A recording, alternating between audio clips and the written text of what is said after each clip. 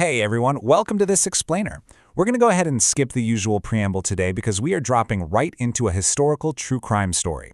We're traveling back to the 18th century to figure out how one of the wealthiest regions in the entire world didn't just fall to an empire, but was systematically dismantled from the inside out. Okay, let's dive into this. When we look back at the events of 1757, history books almost always paint the Battle of Plassey as this grand military clash where the British East India Company decisively conquered Bengal. But our source material completely challenges that traditional narrative. What if Plassey wasn't really a battle at all, but rather a meticulously orchestrated political and corporate heist? All right, part one. Bengals, the wealthy prize. To really understand any great heist, you gotta look at the vault first, right? You need to understand the massive prize that was at stake. In the 18th century, Bengal wasn't just another province, it was the absolute economic crown jewel of a declining Mughal empire. In fact, the source compares its sheer geographic and agricultural wealth to the legendary ancient kingdom of Magadha.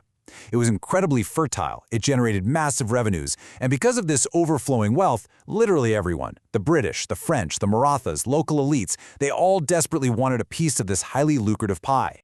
So, you might be wondering, how did the Mughal Empire originally protect this massive cash cow?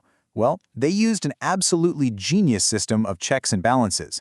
Power in Bengal was split into two totally separate offices. You had the Diwani, which handled all the revenue administration and answered directly to the central treasury in Delhi.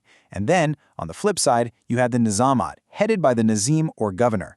They controlled civil administration, law and order, and the military. By keeping the money entirely separate from the military, no single official could ever gather too much power.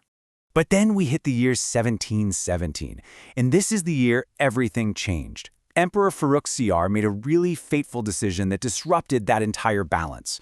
He granted a man named Murshid Quli Khan both the Diwani and the Nizamat powers simultaneously. Just like that, those crucial checks and balances were completely erased, creating a seat of absolute authority in Bengal. By doing that, he unknowingly created a single point of failure. He essentially built the exact seat of absolute power that future conspirators would eventually want to steal. Moving into part two, the rise of the bankers.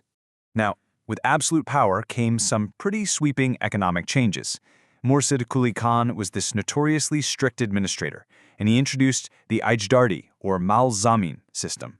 Basically, this was a ruthless revenue farming contract system. And this brilliantly illustrates the chain reaction of financial pressure. Contractors and local zamindars were handed fixed revenue targets. Rain, flood, drought, it didn't matter. You had to pay the state its share, and failure to pay meant your wealth and your lands were entirely confiscated. No exceptions.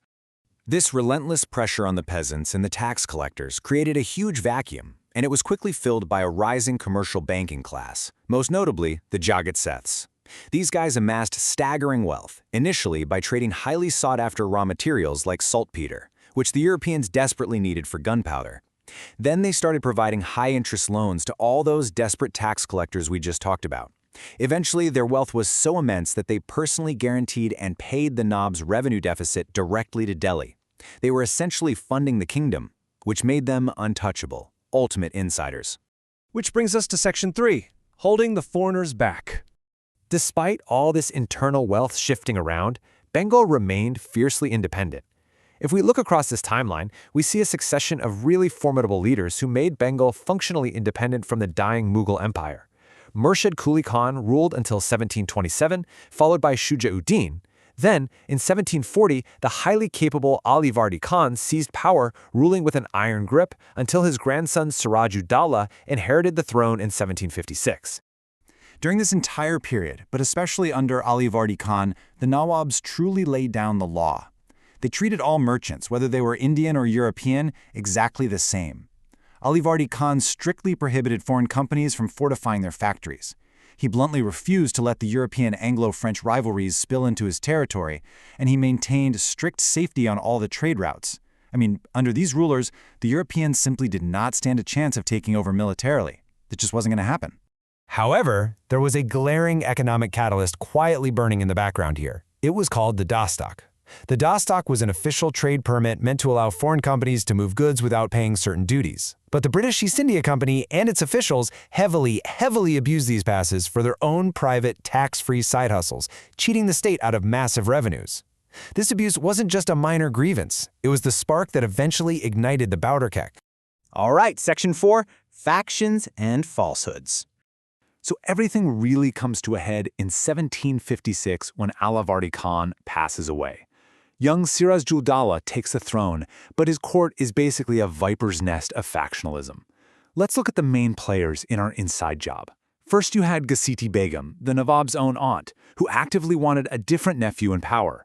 Then you had Mir Jafar, this highly ambitious military noble who wanted the throne for himself. And crucially, you had the elite bankers, Jagat Seth and Omi Chand, who really disliked the new Nawab's policies and wanted to protect their vast financial empires.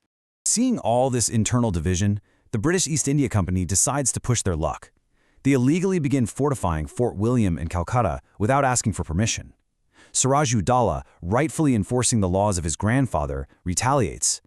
In June 1756, he attacks and actually captures the fort, boldly renaming the city Alinagar. He was putting his foot down. And this leads us to an incredibly controversial moment in history. According to the standard British narrative, right after the capture of the fort, 146 British captives were locked in a tiny room on June 20th. The extreme summer heat and suffocation supposedly led to mass casualties. This whole event was dubbed the Black Hole Tragedy, and the British military leader Robert Clive used this horrifying narrative to rally massive outrage and secure military support from the British Parliament. Now, what's genuinely fascinating here is how the source material views this. The text suggests that there is a very high possibility the Black Hole Tragedy was either entirely fabricated or at least highly exaggerated by Robert Clive. In this view, it wasn't just a tragedy, it was calculated political propaganda designed specifically to justify a full-scale coup against Siraj-ud-Dawla. And that takes us to our final act, Section 5, the Plassey Conspiracy. This is where all those threads we've been talking about, the immense wealth, the powerful banking class, the bitter factionalism, and the calculated political propaganda, they all weave together. When the armies finally met at the Battle of Plassey in 1757, it was virtually over before it even started. The source breaks down how this was not a genuine military conquest.